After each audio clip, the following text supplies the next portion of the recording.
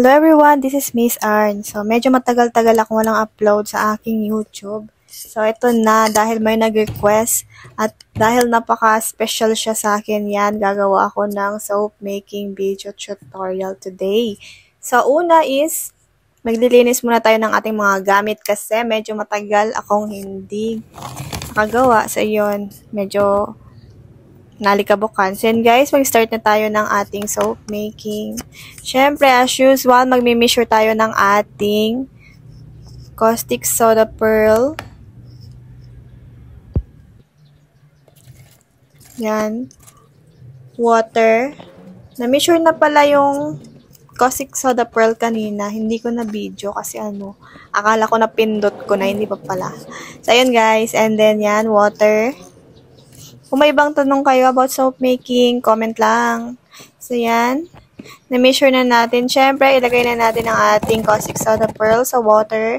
So, yung water natin is dapat room temperature lang, hindi mainit, hindi malamig. So, yan, nabubulol natin yun. So, yan guys. And then, yung ating oil. Buhos na natin sa ating lalagyan.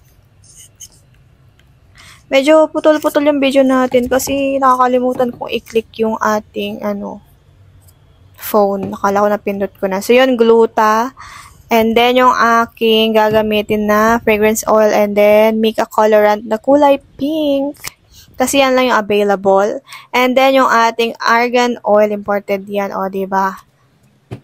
So, argan oil is good din siya for skin moisturizer. So, yun. Para smooth lang sa skin.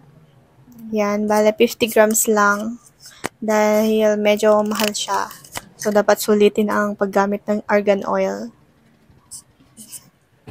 Yan, guys. And then, yan. Lagay na natin yung gluta. Gluta powder po yan. Cosmetic grade. And then, yung ating mica colorant na ganun din. Cosmetic grade. Tapos, may mix-mix lang. As usual, ganun lang naman ang paggawa ng soap. Napakadali lang. And then, yung ating fragrance oil na para, mabango yung ating soap. So, mix-mix lang din.